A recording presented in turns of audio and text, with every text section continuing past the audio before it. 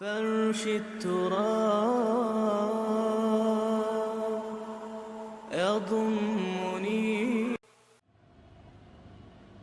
اور اس کا ظاہر اس میں سب سے پہلے انسانی ہمدردی، اور اس ہمدردی کی بنا پر وہ مال جو بہت محبوب ہے خرچ کرنا، درد دل کے واسطے پیدا کیا انسان کو، ورنہ طاعت کے لیے کچھ کم نہ تھے کروبیاں.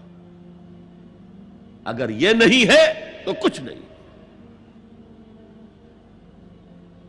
حضور نے فرمایا من یحرم الرفق فقد حرم الخیر کلہ. جو شخص دل کی نرمی سے محروم ہو گیا وہ کل کے کل خیر سے محروم ہو گیا. کسی کو دکھ میں دیکھو اور اس پوزیشن میں ہو کہ تم اس کا کوئی مداوع کر سکو اور نہ کرو، پھر تم چاہے مفسر ہو، محدث ہو، نیک نہیں ہو. تم عابد ہو سکتے ہو، زاہد ہو سکتے ہو، تم مفسر ہو سکتے ہو، محدث، نیک نہیں ہو سکتے. من یحرم الرفق، رفق کہتے ہیں نرمی، رفیق ہمارا ساتھی، دمساز. ظاہر بات ہے آپ کو دکھ ہوگا، آپ کے رفیق جو ہے اس کے اپنے دل میں محسوس کرے گا آپ کے درد کو. ہم درد کسے کہتے ہیں؟ ہم درد، جن کا درد مشترک ہے. ہم عصر ایک زمانے کے لوگ، ہم جماعت ایک جماعت میں پڑھنے والے، ہم درد. خنجر چلے کسی پہ تڑپتے ہیں ہم امیر، سارے جہاں کا درد ہماری جگر میں ہے. اگر یہ رفق نہیں ہے، اگر یہ ہمدردی نہیں ہے، اگر کسی کو دکھ میں دیکھ کر آپ تڑپ نہیں اٹھتے، اگر اس کی مدد کرنے پر قادر ہو اور نہیں کرتے تو کل خیر سے محروم ہے. پڑھے جاؤ نمازیں اور تہجدیں، کچھ حاصل نہیں ہوگا. اس پر جو آخری آیت قرآن کی ہے، لن تنالوا البر حتى تنفقوا مما تحبون، اس سے زیادہ کیٹیگوریکل سٹیٹمنٹ اور کیا چاہیے.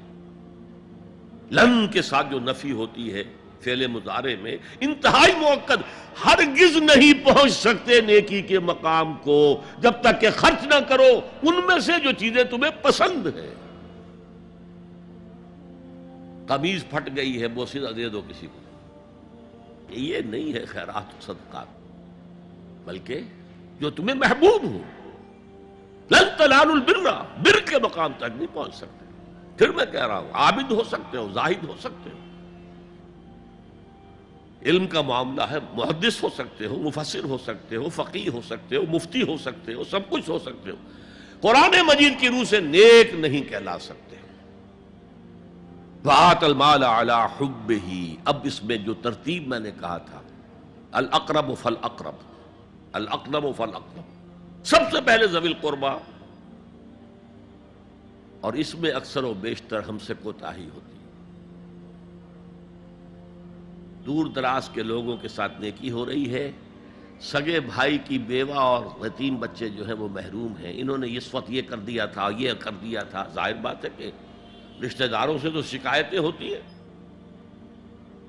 یہ تو ہمیشہ ہمارے مخالف رہے ہیں جی، ان کی ہم کیسے مدد کریں. اگر تو اللہ کے لیے دینا ہے تو پہلا حق ان کا ہے. من احب للہ وابغض للہ واعطى للہ ومنع للہ، اللہ کے لیے دیا ہے اگر تو اپنے اس نفس کی جو انتقام کا جذبہ ہے اس کو کچلو، اور جس کا سب سے پہلا حق ہے اس کو پہنچاؤ. حق بحقدار رسید، ذوی القربى والیتامى، جو بے سہارا رہ گئے، باپ کا سایہ نہ رہا. والمساکین، مساکین کسے کہتے ہیں؟ مسکنت کہتے ہیں کم ہمتی.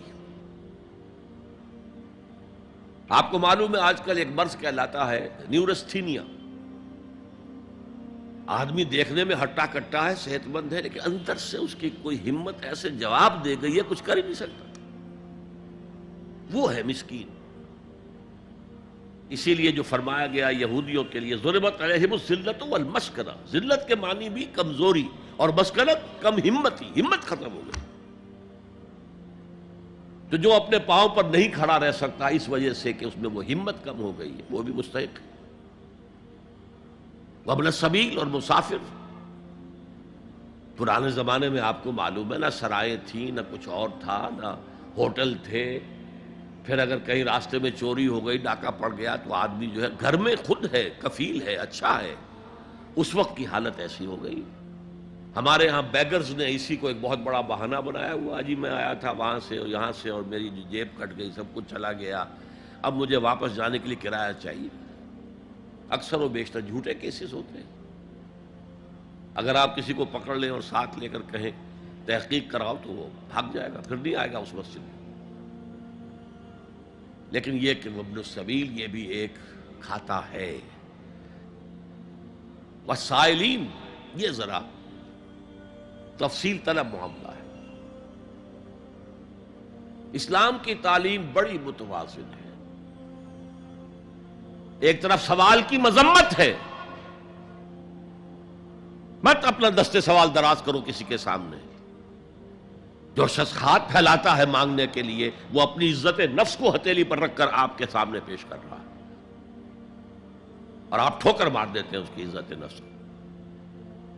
مانگو اللہ سے. اللہ کسی کے دل میں ڈالے تمہاری ضرورت پوری کر سکتا ہے،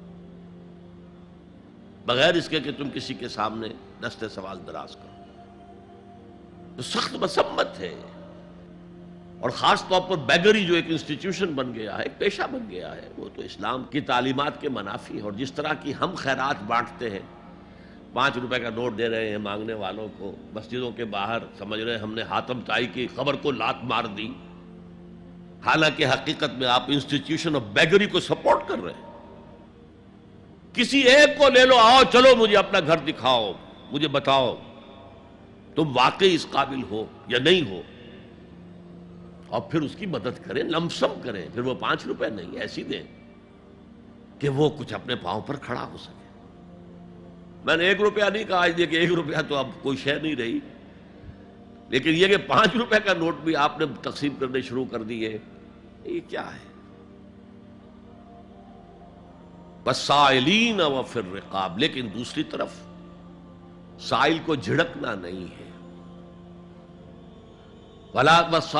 اما السائل فلا تنہر، جھڑکو نہیں. اچھا بھائی نہیں، معاف کرو، میرے پاس اس وقت آپ کی مدد کے لیے کچھ نہیں ہے، میں کچھ نہیں کر سکتا. تو ان دونوں کے درمیان اصل میں معاملہ ہونا چاہیے.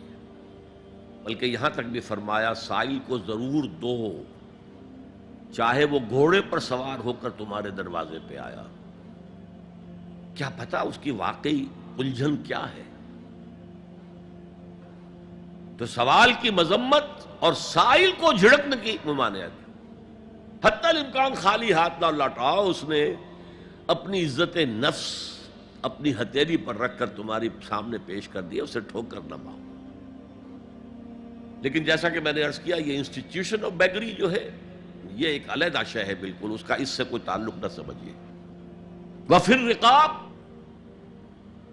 رقاب جمع ہے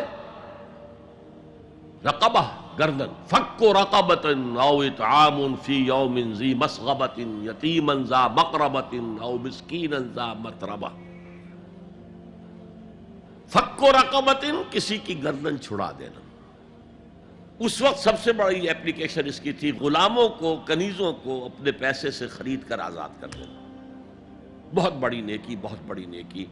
اور حضرت ابو بکر رضی اللہ تعالیٰ عنہ کے دفتر فضائل میں سب سے اونچا کام یہ ہے کہ جن غلاموں کو اور جن کنیزوں کو ستایا جا رہا تھا، دیئر اونرز، دیئر ماسٹرز، ان کے آقا کو حق حاصل تھا، جو چاہے کریں ان کے ساتھ، قتل کر دیں، کوئی پوچھنے والا نہیں ہے. میں پہلے بھی عرض کر چکا ہوں، میری ملکیت ہے، جیسے میری بکری میری ملکیت ہے، میں نے اس کو ذبح کیا، گوشت کھا لیا، تم کون ہوتے ہو پوچھنے والے؟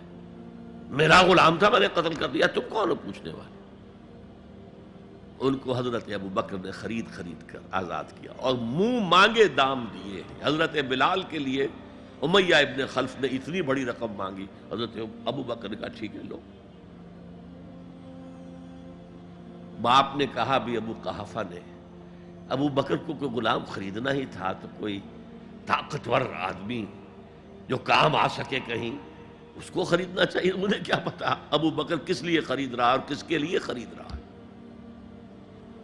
آج کے دور میں اس کی اپلیکیشن ہوگی، کوئی شخص جو ہے اگر قرض میں اس طرح جکڑا جائے کہ لاکھ ہاتھ پاؤں مارے نکل نہیں سکتا، اس کو کوئی لمپ سم مدد دے کر اس قابل کیا جائے کہ وہ پھر اپنے پاؤں پر کھڑا ہو جائے. یہ نہیں کہ اسے آپ ہر مہینے کچھ رقم دیتے رہے مینٹیننس کے لیے، نہیں، اس سے تو وہ اسی پوزیشن میں رہے گا. یہ بعض مائنورٹی کمیونٹیز کے اندر یہ معاملہ موجود ہے.